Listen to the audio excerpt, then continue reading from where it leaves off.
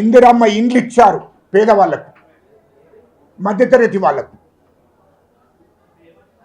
ఇందిరమ్మ ఇండ్లు ఇప్పటి వరకు కూడా ఇందిరమ్మ ప్రధానమంత్రి అయినప్పుడు అప్పటి నుండి ఇప్పటి వరకు కూడా పేరు చెప్పుకుంటారు ఇందిరమ్మ ఇండ్లు ఇవ్వని.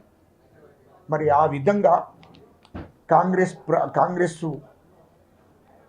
ఈ దేశాన్ని రాష్ట్రాన్ని ఏలుతున్నప్పుడు పేద ప్రజలకు సాయం చేశాది, పేద ప్రజలను ఆదుకున్నది. కానీ ఈ మీడియా ద్వారా ఈరోజు రాష్ట్ర ప్రజలకు తెలపవలసిన అవసరం ఉంది.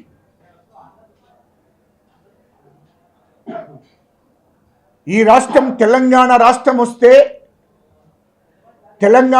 వస్తే నిరుపేద ప్రజలకు, మధ్యతరగతి ప్రజలకు, తెలంగాణ అన్ని వర్గాల ప్రజలు బాగుపడతాయి అనుకోని ఈ తెలంగాణ రాష్ట్రం కోసం 1969లో 369 మంది చనిపోవడం జరిగింది.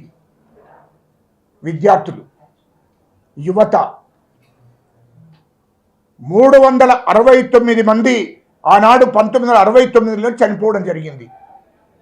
తెలంగాణ రాష్ట్రం వస్తలేదన్నటువంటి కోపం మీద ఉస్మానియా యూనివర్సిటీ నుండి, కాకతీయ యూనివర్సిటీ నుండి వందలాది మంది నక్సలైట్లుగా తయారైనటువంటి చరిత్ర. ఈ తెలంగాణ రాష్ట్రంలో ఉన్నటువంటి యువతంతా కూడా మాకు తెలంగాణ రాష్ట్రం కావాలన్న లక్ష్యంతోనే మరి నక్సలైట్లకి వెళ్ళి తుపాకులు పట్టడం జరిగింది. ఇది చరిత్ర. ఈ తెలంగాణ రాష్ట్రం వస్తే మేము బాగుపడతాము, మాకు నీళ్ళు వస్తాయి, నిధులు వస్తాయి, మాకు ఇండ్లు వస్తాయి, ఉద్యోగాలు వస్తాయి అనే ఆశతోని ఈ తెలంగాణ ప్రజలు తిరుగుబాటు చేశారు. అదే అప్పటి నుండి ఇప్పటిదాకా 2009 నుంచి 2014 దాకా మేము అంటే అటు ఉస్మానియా యూనివర్సిటీ విద్యార్థులు, తెలంగాణలో ఉన్నటువంటి విద్యార్థులు, యువత మేమందరం కలిసి తెలంగాణ రాష్ట్రం వస్తే ఈ తెలంగాణ ప్రజలు బాగుపడతారనే లక్ష్యంతో ఇండ్లు వదిలేసి, కుటుంబాలను వదిలేసి ఈ రాష్ట్రం కోసము నిరంతరంగా ఉద్యమాలు చేశాం. మాకు ఉద్యోగాలు కాదు, ఈ తెలంగాణ రాష్ట్రం కావాలి, మాకు సంపద కాదు, మాకు వ్యాపారాలు కాదు, తెలంగాణ రాష్ట్రం కావాలి అనే లక్ష్యంతో గ్రామ స్థాయి నుంచి వెళ్ళి రాష్ట్ర వ్యాప్తంగా ఎస్సీలు, ఎస్టీలు, బీసీలు, మైనార్టీలు, యువత, విద్యార్థులంతా ఉద్యమాలు చేశారు. కోట్ల రూపాయలు ఖర్చు పెట్టారు. ఇయలో మొత్తం వ్యాపారాన్ని పక్కకు పెట్టి, ఉద్యోగం పక్కకు పెట్టి, చదువును పక్కకు పెట్టి కోట్ల రూపాయలు తల్లిదండ్రి సంపాదించిన ఆస్తులను అమ్ముకొని ఈ రాష్ట్రం కావాలని చెప్పే ఆ లక్ష్యంతో మేము ఉద్యమాలు చేశాము. ఈ రాష్ట్రాన్ని సాధించింది ఎవరి కోసం? ఈ రాష్ట్రము, ఈ తెలంగాణ ప్రజలు బాగుపడుతున్న లక్ష్యంతో 1200 మంది బిడ్డలు చనిపోయారు. ఎవరు చనిపోయారు? ఒక దొరకొడుకు లేడు దాంట్లో. ఎస్సీలు, ఎస్టీలు, బీసీలు, మైనార్టీలు, రెడ్లు చనిపోయిన బిడ్డలు 1200 మంది బిడ్డలు. కేసీఆర్ కొడుకు చనిపోలే, కేటీఆర్ అంటోని చెల్లె చనిపోలేదు, అక్క చనిపోలేదు, హరీష్ రావు బిడ్డ చనిపోలేదు, కొడుకు చనిపోలేదు, మరి చెల్లె చనిపోలేదు. మరి ఎవరు చనిపోయింది?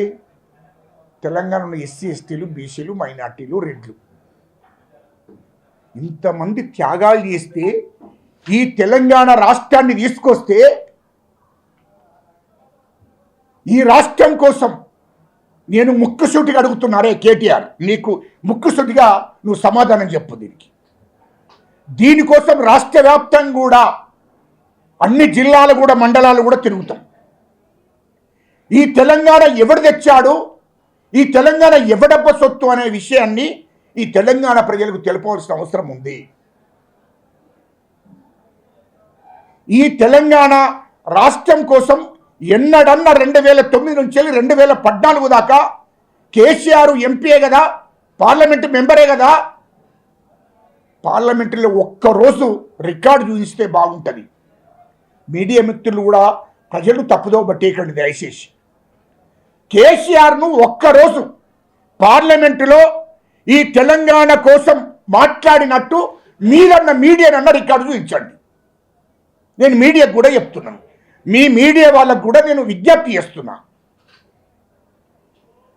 కేసీఆర్ ఎన్నడన్నా పార్లమెంట్లో కూర్చుండి ఇగో నాకు తెలంగాణ కావాలి అని చెప్పి తెలంగాణ కోసం పార్లమెంట్లో 2009 నుంచి 2014 దాకా మాట్లాడిండా అని అడుగుతున్నాడు. పార్లమెంట్కే పోలేదు. మరి తెలంగాణ కోసం త్యాగం ఎక్కడిది? త్యాగం ఎక్కడిది? తెలంగాణ సెంటిమెంట్ మీద కాంగ్రెస్తో పొత్తు పెట్టుకున్నాడు. అరే కేటీఆర్ ఇది వాస్తవం, కేసీఆర్ ఇది వాస్తవమే కదా. 2004లో మా వైఎస్ రాజశేఖర రెడ్డి కాళ్ళు మొక్కి, సోనియా గాంధీ గారి కాళ్ళు మొక్కి పొత్తు కావాలని చెప్పి పొత్తు పెట్టుకొని కాంగ్రెస్తో పొత్తు మూలంగా 11 సీట్లు గెలిస్తే 11 సీట్లు గెలిచిన తర్వాత మంత్రి పదవులు తీసుకున్నారు. హరీష్ రావు బాగా హుషారుగా మాట్లాడుతున్నాడు. కాంగ్రెస్ లేకపోతే మీరు ఎక్కడ రాబోయే? మీది మిమ్మల్ని తెలంగాణ ప్రజలు నమ్మిన రాబోయ్? ఈ రాష్ట్రంలో దొరలను నమ్మినరా తెలంగాణ ప్రజలను అడుగుతున్నా. 2004లో కాంగ్రెస్ పార్టీతోని, 2008లో 2009లో టీడీపీతోని, అటు చంద్రబాబు కాళ్ళు మొక్కి చంద్రబాబు గారితోని పొత్తు పెట్టుకున్నావు. కాంగ్రెస్తోని 2004లో పొత్తు పెట్టుకున్నావు, మంత్రి పదవులు తీసుకున్నావు. హరీష్ రావు నువ్వు ఎక్కడ మంత్రి పదవి? నీకు ఎక్కడ మంత్రి? కాంగ్రెస్తోని పొత్తు పెట్టుకుంటే నువ్వు మంత్రి అయ్యావు. కాంగ్రెస్తో పొత్తు పెట్టుకుంటే టీఆర్ఎస్లు మంత్రులు అయ్యారు. తెలంగాణ ఎట్టిపోయింది? ఎవడరా తెలంగాణ కోసం? మీరు రాజకీయాల కోసం వచ్చిండ్రు.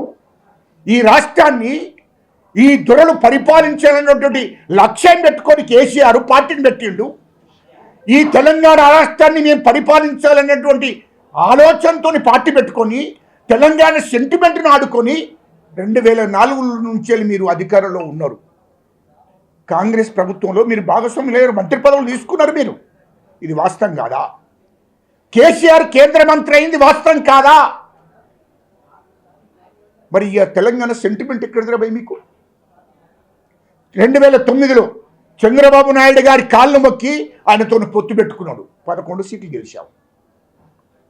ఇది వాస్తవం కాదా? ఇంకా మరి సెంటిమెంట్ ఎక్కడిదిరా భయ్ మీకు? అసలు తెలంగాణ అనే హక్కు మీకు ఎక్కడిదిరా భయ్? పోనీ 2009 నుంచి ఎప్పుడన్నా నువ్వు పార్లమెంట్కి పోయి తెలంగాణ కావాలని మాట్లాడావా? 2014లో సోనియా గాంధీ గారు, మా తల్లి, తెలంగాణ తల్లి సోనియా గాంధీ గారు పార్లమెంట్లో బిల్లు పెడితే ఈ నా కొడుకు కేసీఆర్ అనేటోడు హైదరాబాద్లో ఇంట్లో కూర్చుండి మందు దాక్కుంటా తినుకుంటా కూర్చున్నావు. ఇది గుర్తులేదా అని నిన్ను అడుగుతున్నా. నేను పార్లమెంట్లో బిల్లు అయిన రోజు ఢిల్లీలో పోయి ఇంట్లో కూర్చున్నావు, పార్లమెంట్కి పోయావా? ముక్కుసూటిగా చెప్పు. నేను ఇదంతా మీడియా ముందు అడుగుతున్నా. ఇది నువ్వు ఢిల్లీలో పార్లమెంట్లో బిల్లు పెట్టారు, తెలంగాణ బిల్లు పెడితే తెలంగాణ రాష్ట్రాన్ని విభజిస్తున్నారు, రాష్ట్రాన్ని ఉమ్మడి రాష్ట్రాన్ని విభజన బిల్లు పెట్టారు పార్లమెంట్లో బిల్లు పెట్టినప్పుడు కేసీఆర్ ఎక్కడున్నాడో దానికి జవాబు చెప్పండి. కేసీఆర్ ఎక్కడున్నాడో దానికి జవాబు చెప్పు. లేడే పార్లమెంట్లో లేవే. ఒక దిక్కు బిల్లు పెడితే కాంగ్రెస్ పార్టీ భుజాల మీద ఎత్తుకున్నది, దానికి అన్ని పార్టీలు మద్దతు చేశారు. చంద్రబాబు నాయుడు మద్దతు చేశాడు, జగన్ మద్దతు చేశాడు, అన్ని పార్టీలు మద్దతు చేశాయి, బీజేపీ మద్దతు చేశాది. సోనియా గాంధీ తల్లి ఆమె భుజ స్కంధాల మీద 4 కోట్ల మంది ప్రజల భారాన్ని ఎత్తుకొని తెలంగాణ రాష్ట్రంకి సంబంధించిన బిల్లు పెట్టి ఆ బిల్లును ఆమోద ముద్ర వేయించారు పార్లమెంట్లో. ఇది సోనియా గాంధీ తల్లి చేసినటువంటి పుణ్యం. ఇది వాస్తవం కాదా? తెలంగాణ ఇచ్చేటప్పుడు నువ్వు ఎక్కడున్నావో చెప్పాలి కేసీఆర్. అరే హరీష్ రావు నువ్వు కూడా చెప్తున్నా, కేటీఆర్ మీరు అందరు ఎక్కడున్నారా పోయి పార్లమెంట్లో బిల్లు పెట్టేటప్పుడు? నేను ఢిల్లీలో ఉన్న తెలంగాణ జేసీ చైర్మన్గా నేను ఢిల్లీలో ఉన్నా. కోదండరాం ఢిల్లీలో ఉన్నాడు, ఓఎస్జేసి పెడమర్తి రవి, రాజారాం ఏదో మేమంతా ఢిల్లీలో కూర్చున్నాం. ఆ రోజు ఏడుచుకుంటూ ఉన్నాం, అమ్మగారి కాళ్ళు మొక్కొచ్చాం. సోనియా గాంధీ గారిది తెలంగాణ బిల్లు పెట్టి మీరు ఆమోదముద్ర వేయవలసిందే. ఇది వాస్తవం కాదా? మరి నువ్వెక్కడున్నావు భయ్? మాకు అర్థం కాలే. ఇది మీడియా ద్వారా తెలంగాణ ప్రజలకు తప్పుదోవ పట్టించే కార్యక్రమం చేస్తున్నాయి. పార్లమెంట్లో బిల్లు పెట్టేటప్పుడు కేసీఆర్ ఎక్కడున్నాడు, కేటీఆర్ అంటాడు ఎక్కడున్నాడు, హరీష్ రావు ఎక్కడున్నాడు? కేసీఆర్ ఢిల్లీలో ఎంపీ కోటర్స్లో కూర్చుండి మందు దాక్కుంటా టీవీ చూసుకుంటా పార్లమెంట్లో బిల్లు పెట్టారా? ఏం జరుగుతుందో సినిమా చూసినట్టు చూసుకుంటూ ఉన్నది వాస్తవం కాదా? ఇది చెప్పు మాకు. మరి ఇవన్నీ తెలంగాణకు సంబంధించిన బిల్లు పెట్టేటప్పుడు పార్లమెంట్లో పెట్టేటప్పుడు లేవు. మరి ఎట్లా తెలంగాణ తెచ్చినట్టు నువ్వు? తెలంగాణ ప్రజలు చెప్పుబట్టి కొడతాడు, జాగ్రత్త. అరే కేటీఆర్, మిమ్మల్ని తరిమేసే రోజులు దగ్గర పడ్డాయి. కేసీఆర్ని కానీ కేటీఆర్ని కానీ హరీష్ రావు కానీ చెప్పులు అందుకొని చంపి ఈ రాష్ట్రం నుంచి తరిమేసే రోజులు దగ్గర పడ్డాయి. తెలంగాణ ఎవడబ్బ సొమ్మురా? ఎవడరా తెచ్చింది తెలంగాణ? తెలంగాణ తెచ్చింది మేము. తెలంగాణ కోసం కొట్లాడింది మేము. చంద్రబాబు నాయుడు గారిని ఒప్పించింది నేను, జగన్ గారిని ఒప్పించింది నేను, లేఖలు ఇప్పించింది నేను. తెలంగాణ ప్రజలంతా ఉద్యమం చేసింది తెలంగాణ ప్రజలు. ఇచ్చింది మా సోనియా గాంధీ తల్లి. ఎక్కడరా నువ్వు చేసింది? ఎవరిని మభ్యపెట్టడం కోసం మాట్లాడుతున్నారా? నిన్న మాట్లాడుతున్నాడు తెలంగాణ కోసం త్యాగం చేస్తావురా? రే కేటీఆర్, నువ్వు తెలంగాణ రాష్ట్రం కోసం ఉద్యమం చేస్తున్నప్పుడే ఎందుకు ప్రాణత్యాగం చేయలేదురా? ఇప్పుడెందుకురా? తెలంగాణ ప్రజలకు నీ కేసుకు నీకు సంబంధం ఉందని నేను అడుగుతున్నా. అరే భూషుడికే నువ్వు 55 కోట్లు ప్రభుత్వ సొమ్ము, ప్రభుత్వ ఖజానాని ఖాళీ చేసి నిబంధనలకు వ్యతిరేకంగా నువ్వు డబ్బులు పంపించావు. ఇది వాస్తవం. భూషుడికే నువ్వు సత్యుడేందిరా? నువ్వు సత్యేంది బతుకుతే తెలంగాణ ప్రజలకు, ఎస్సీలు ఎస్టీలకు బీసీలకు మైనార్టీలకు 99% ఉన్న ప్రజలకు ఏమైనా సంబంధం ఉన్నదిరా? నీ సావుకు తెలంగాణకి ఏమైనా సంబంధం ఉన్నదిరా? భూషుడికే మాకేమో నువ్వు సత్యేంది బతుకుతేందిరా?